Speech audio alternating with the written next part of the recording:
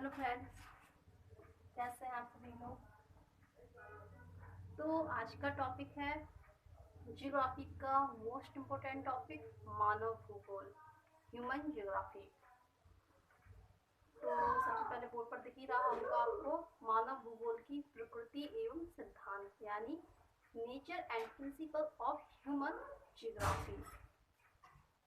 तो फ्रेंड्स, आज के टॉपिक में हम मानव भूगोल को सिर्फ इंट्रोड्यूस करेंगे कि क्या होता है मानव भूगोल, इसकी कुछ स्टैंडर्ड्स जो परिभाषाएं दी गई है भूगोलवेत्ताओं द्वारा, हम एक तो वह देख लेंगे। ठीक है, तो स्टार्ट करते हैं।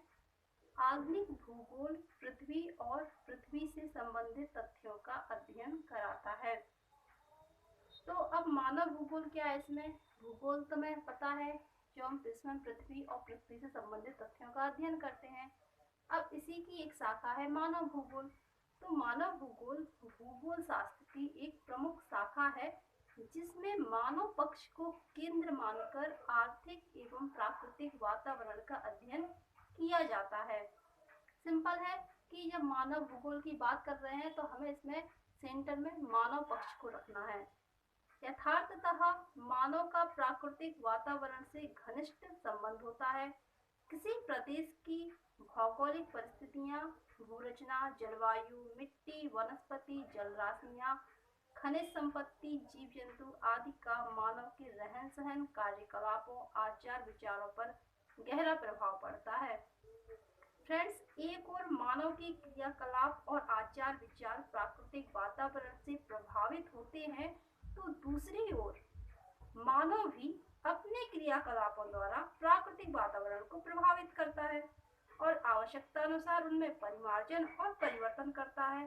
साथ ही सांस्कृतिक वातावरण का निर्माण भी करता है। तो ये है मानव भूगोल का एक सबसे मोटा रूप कि जब हम मानव पक्ष को सेंटर में रखकर प्राकृतिक और आर्थिक जो है अध्ययन करते हैं इस तरीके से, तो वह मानव भूगोल होता है। इसकी अब परिभाषा की ओर चलेंगे थोड़ा।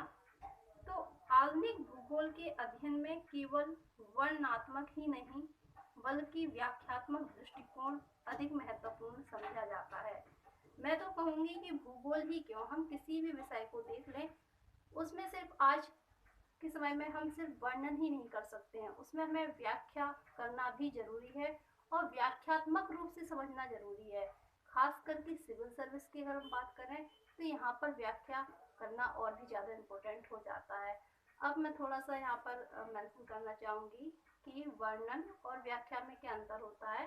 कुछ लोगों को बिल्कुल एक जैसे टर्म लगते हैं कि एक जैसे पद हैं, दोनों एक जैसे शब्द हैं, वर्णन और व्याख्या, तो थोड़ा डिफरेंस है और इसको हम भूगोल में तो बहुत अच्छे से समझ सकते हैं कि वर्णन और व्याख्या में क्या अंतर होता है। चलिए, जैसे अभी हाल ही में दिल्ली में कुछ भूकंप के झटके देखे गए, तो यहीं से समझते हैं हम वर्णन और व्याख्या में डिफरेंस। जब हम फ्रेंड्स किसी घटना को देखते हैं, उसको सुनते हैं, उसको महसूस करते हैं, सिर्फ उसमें ये रहता है कि ये क्या हो गया या क्या हुआ, वह होता है वर्णन। जैसे भूकंप आया, हमने खुद झटके महसूस किए, हमने देखा कि दीवार पर कुछ तस्वीरें लगी हुई थी, वो हिली डुली, तो ये तो हो गया कि हमने उस घटना का वर्णन कर दिया।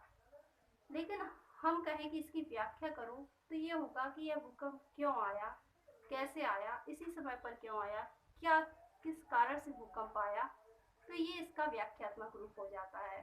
तो जब हम किसी चीज़ का सिर्फ सामने जो हमें दिख रहा है, महसूस कर रहे हैं, उसको वर्णन कर देते हैं, वह तो वर्णन होता है। और जब हम उसको एनालाइज करते हैं, उसका विश्लेषण करते हैं, वह उसकी व्याख्या हो जाती है। तो इसी तरह से मानव भूगोल को भी सिर्फ वर्णनात्मक तौर पर नहीं समझेंगे, इसको व्याख्यात्मक तौर पर भी समझेंगे। मानव एवं प्राकृतिक वातावरण की पारस्परिक क्रियाओं एवं प्रतिक्रियाओं के परिणाम स्वरूप सांस्कृतिक पर्यावरण का निर्माण एवं विकास होता है। फ्रेंड्स, मानव एवं प्राकृतिक वातावरण की पारस्परिक क्रियाएं। अब कहा गया है कि मानव एवं प्राकृतिक वातावरण की पारस्परिक क्रियाएं और इनकी प्रतिक्रियाओं के परिणामस्वरूप सांस्कृतिक पर्यावरण का निर्माण एवं विकास होता है। तो कैसे होता है, इसको मैं बिल्कुल छोटे से उदाहरण देकर समझाऊंगी। जैसे कि तुलसी का पौधा, तुलसी का पौधा, इसमें हमें पता है कि बहुत, इसमें जो मेडिसिन के तौर पर देखें बहुत उपयोगी होता है। इसकी लीव्स होती हैं, पत्तियां होती हैं, हर चीज़ में हमारे कई सारे रोगों को ठीक करने में, और 24 आवर्स की ऑक्सीजन देती हैं। इसी तरह से पीपल का पेड़ होता है। तो इनको अब इनकी जो क्रियाएं थी, प्रतिक्रियाएं थी, जो भी थी, अब इन्होंने मानव को दिया, मानव ने भी इन्हें क्या किया, पूजना शुरू कर दिया। और कुछ त्योहार होते हैं जिन पर हम विशेषकर से तुलसी की पूजा करते हैं, किसी त्योहार पर विशेषकर से बरगद की पूजा करते हैं, किसी त्योहार पर विशेषकर से विशेष तौर पर से हम पीपल की पूजा करते हैं। तो ये इस तरह से एक सांस्कृतिक वातावरण क्रिएट हो गया। तो सांस्कृतिक तथ्यों की व्याख्या करने पर मानव एवं प्राकृतिक वातावरण का पारस्परिक संबंध स्पष्ट होता है। क्योंकि मानवीय क्रियाएं भी जो है वो परिवर्तनशील हैं और प्राकृतिक वातावरण की दशाएं भी परिवर्तनशील हैं, अतः इनका पारस्परिक संबंध भी परिवर्तनशील हो जाता है। मानव तथा प्राकृतिक वातावरण के इस पारस्परिक परिवर्तनशील संबंध का विस्तृत अध्ययन ही भूगोल है।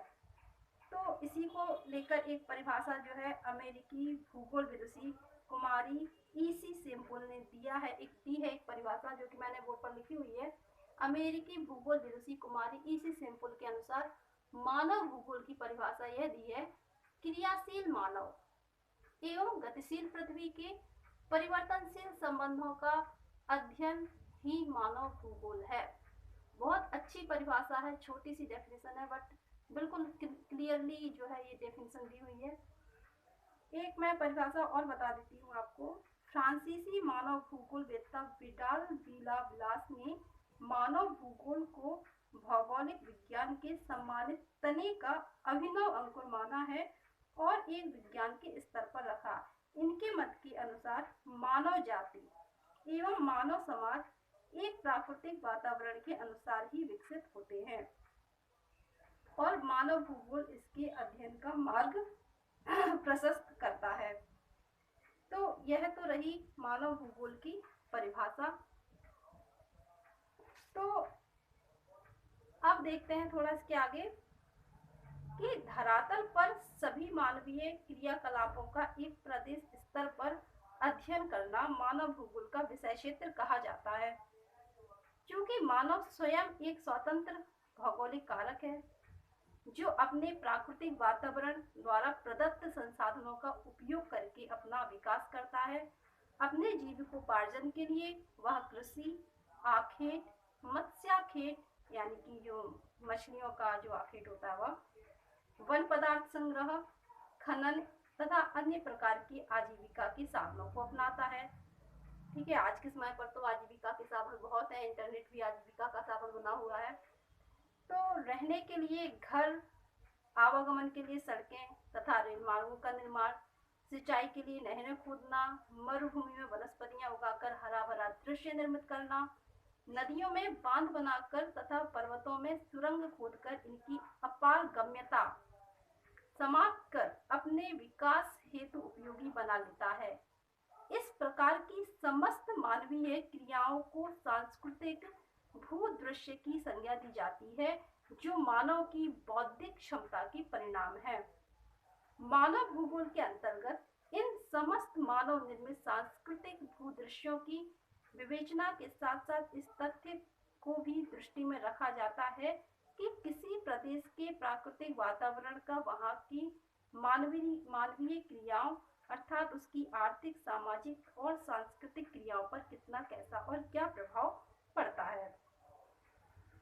मानव भूगोल के विषय क्षेत्र के अंतर्गत उन विषमताओं को भी सम्मिलित किया जाता है जो विश्व के विभिन्न भागों में निवास करने वाले मानव समुदायों की शारीरिक रचनाओं, चाहे वो शारीरिक रचनाएं हों, चाहे वेशभूषा की बात करें, हम भोजन की बात करें, गृह निर्माण की बात करें, आर्थिक व्यवसायों तथा जीवन यापन के ढंग में बात करें, तो देखते हैं कि इन सभी में डिफरेंस पाया जाता है, परिवर्तन पाया जाता है। हर प्रदेश के पग पग पर, यहाँ हमारे देश में तो कहते हैं कि पग पग पर पानी और वाणी दोनों ही बदलते हैं।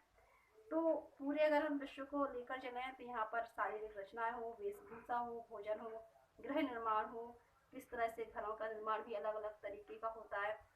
ठीक है, तो इसके साथ ही विभिन्न प्रदेशों के मानव समुदायों की कार्यकुशलता, स्वास्थ्य, शिक्षा, कला, विज्ञान तथा तकनीकी, शासन प्रणाली तथा धार्मिक मान्यताओं को भी महत्वपूर्ण स्थान दिया जाता है। एक उदाहरण से समझते हैं। यूरोप के जो लोग होते हैं उन्हें अधिक कार्य कुशल माना जाता है कि वो अधिक कार्य कुशलता मतलब कार्य करने में निपुण होते हैं और आविष्कारक प्रवृत्ति के होते हैं। जबकि जो न्यू गिनी के पापुआन होते हैं वो सुस्त होते हैं, आलसी टाइप होते हैं। इनमें से देखिए कुछ तो जो विषमताएं हैं वो जैविक होती हैं, जिन्हें हम आनुवांशिक भी कह सकते हैं, तथा कुछ प्राकृतिक वातावरण की विभिन्नता के कारण होती हैं। मतलब प्राकृतिक वातावरण, अगर कोई इंसान कह रहे बहुत काम करने वाला रहता है, मतलब टोटल बहुत मतलब उसमें बहुत कार्य करने में दक्ष होता है। कुछ आलसी लोग अगर हमें दिखते हैं तो ऐसा नहीं है कि वो बिल्कुल है ही जन्मजात ऐसे ही है, नहीं, वो उनके कुछ जैविक अगर कारण है तो उनके कुछ प्राकृतिक या कुछ भौगोलिक रीजन भी हैं। उदाहरण के लिए जहाँ कृषि योग्य भूमि एवं उत्तम जलवायु होगी वहाँ कृषि कार्य किया जा सकता है। इसी प्रकार जहाँ किसी खनिज पदार्थ की उपलब्धि होगी वहीं खनन कार्य को भी उद्यम के रूप में अपनाया जा सकता है। जलवायु की भिन्नता के कारण ही वस्त्रों के प्रकार में अंतर मिलते हैं। कुछ भिन्नताएं सांस्कृतिक प्रगति के कारण मिलती हैं। समान प्राकृतिक वातावरण में निवास करने वाले कुछ मानव समुदाय ने आधुनिक मशीनों, औजारों का प्रयोग अधिक बढ़ा लिया है तथा कुछ समुदाय अभी तक पुराने ढंग के औजारों का प्रयोग कर रहे हैं। तो हमने जितनी भी अभी जो विषमताएं देखी, तो ये जो सभी विषमताएं हैं या तो प्राकृतिक वातावरण की शक्तियों अथवा मानवीय कार्य क्षमता के कारण ही हमें जो है दृष्टिगोचर अथवा दिखाई देती हैं। इस प्रकार मानव भूगोल का विषय क्षेत्र अत्यंत व्यापक है।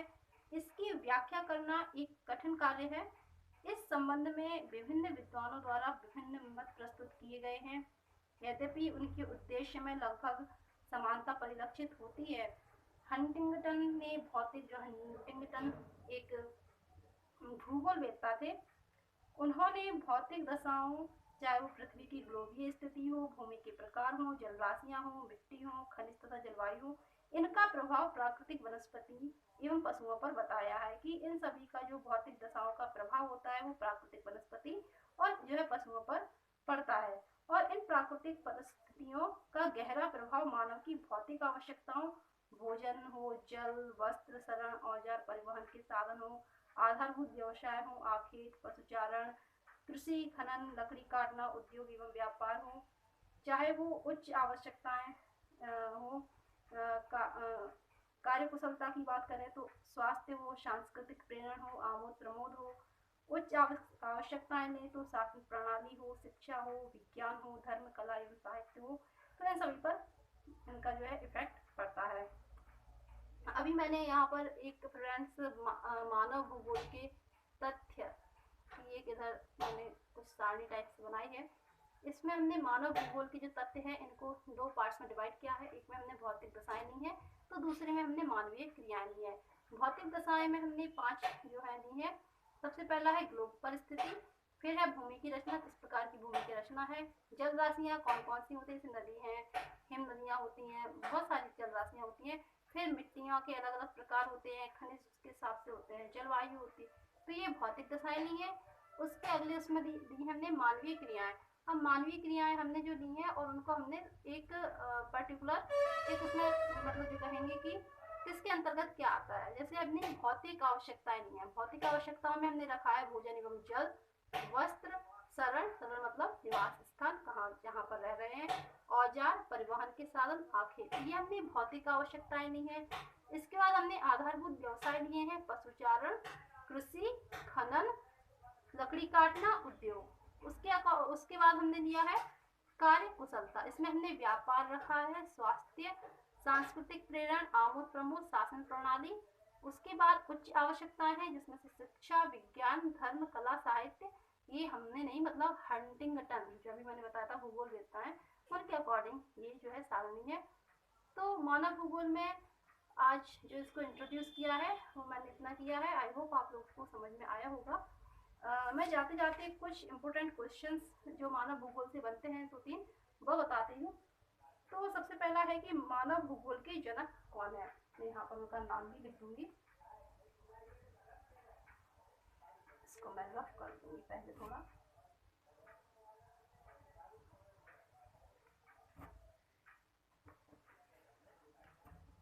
मानव भूगोल के जनक ये है फ्रेडरिक रैटजेल। फ्रेडरिक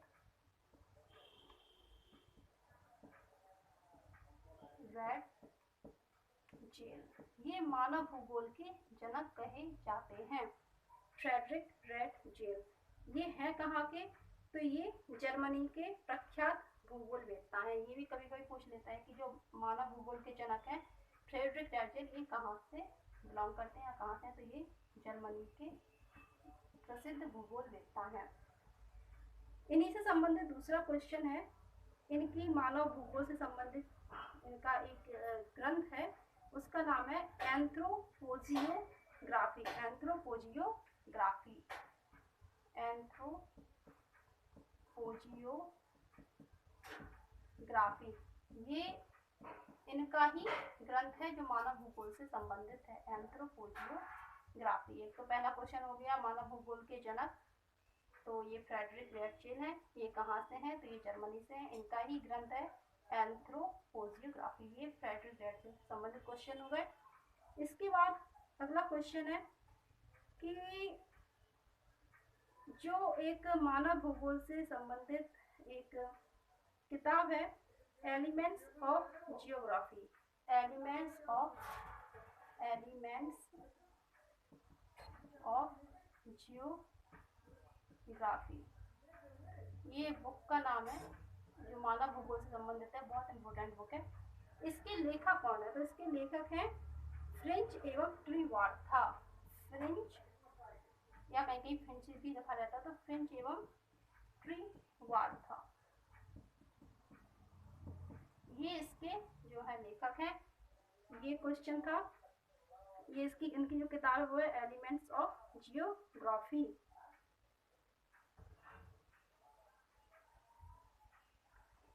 तो फ्रेंड्स इतने ही क्वेश्चन थे जो इससे इम्पोर्टेंट थे मानव भूगोल से कुछ। आई होप फ्रेंड्स आपको अच्छा लगा होगा वीडियो, तो प्लीज़ इसको लाइक कीजिए, शेयर कीजिए, सब्सक्राइब कीजिए। मिलते हैं जियोग्राफी के अगले इम्पोर्टेंट टॉपिक के साथ अगले वीडियो में। तब तक के लिए ठीक है, धन्यवाद फ्रेंड्स।